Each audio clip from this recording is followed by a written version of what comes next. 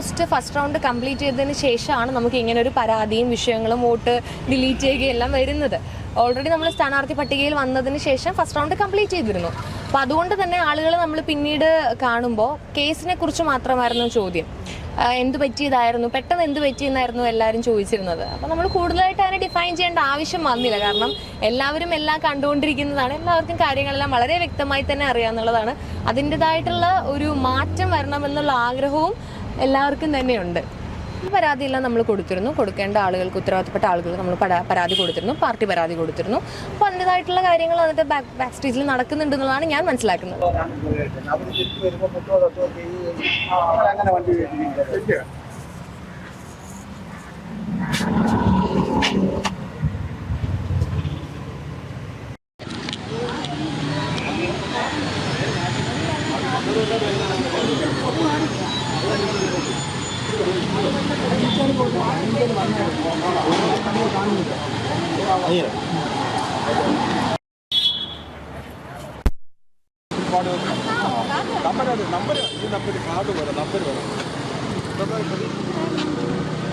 ബൂത്തിലെ number ഉണ്ട്, ക്രമ number ഇപ്പൊ എടുത്തേരാ, അവിടെ ഉണ്ട്.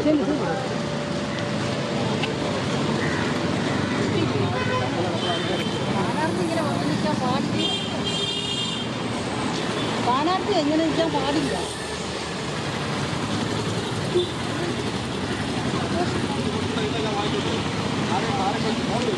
2025 തദ്ദേശ തിരഞ്ഞെടുപ്പ് എന്ന് പറയുമ്പോൾ വൈഷ്ണ എന്ന് പറയുന്ന കാൻഡിഡേറ്റിനെ മലയാളികൾ ഓർക്കും.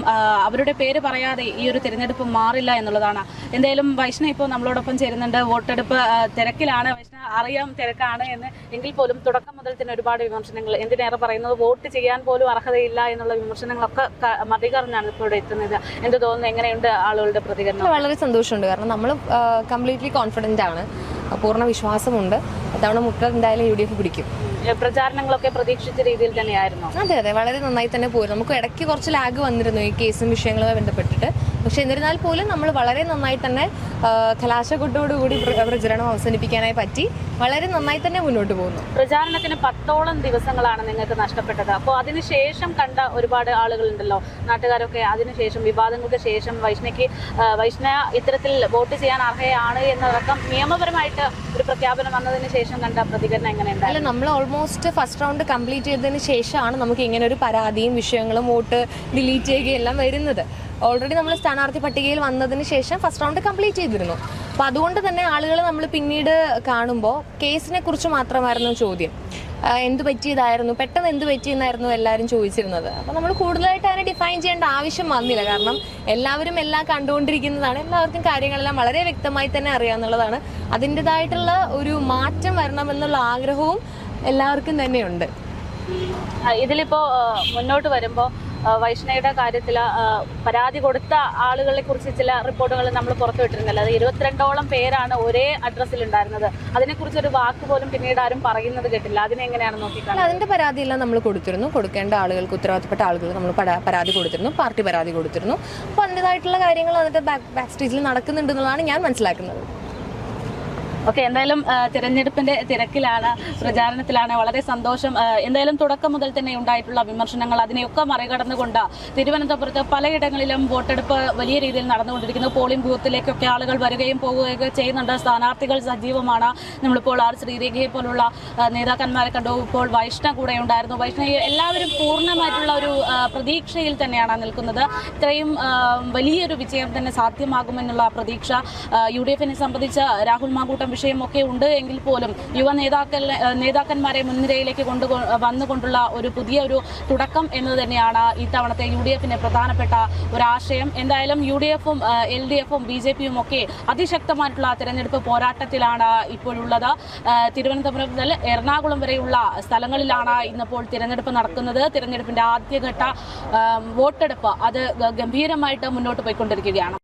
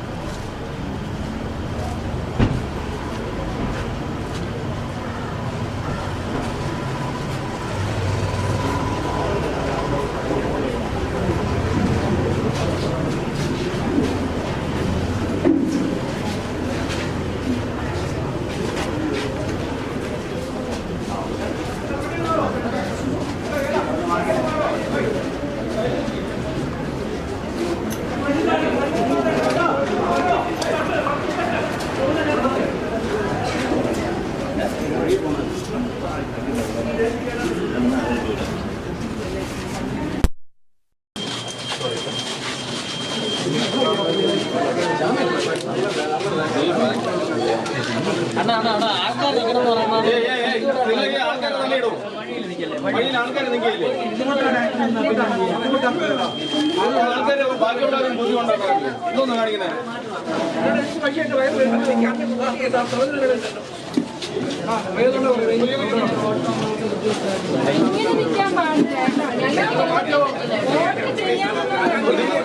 പൈസ ആൾക്കാർ അങ്ങോട്ട് കൊണ്ട് പോണ്ടേ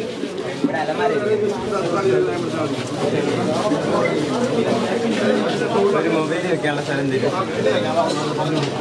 അതെ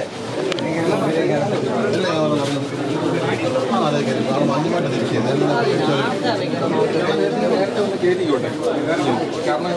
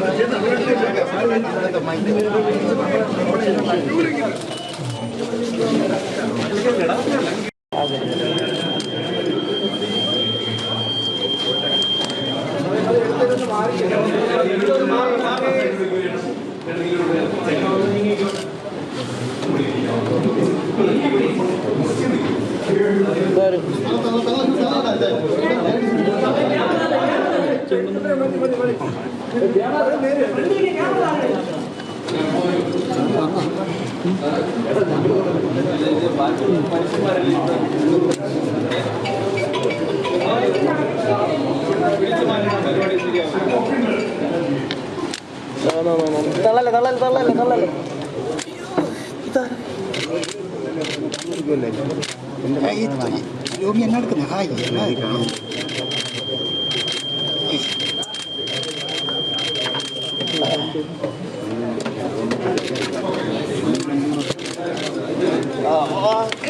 എന്തൊക്കെയോ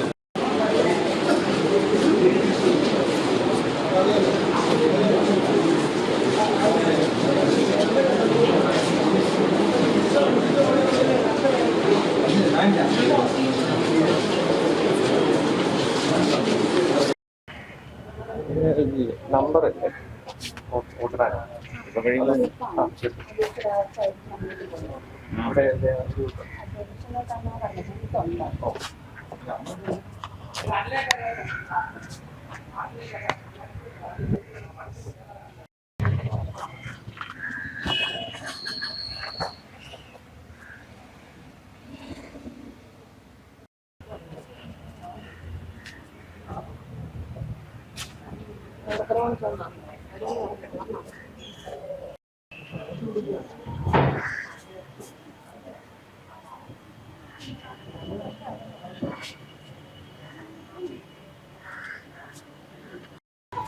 ഒരു 5 പേരുണ്ട് നേരത്തെ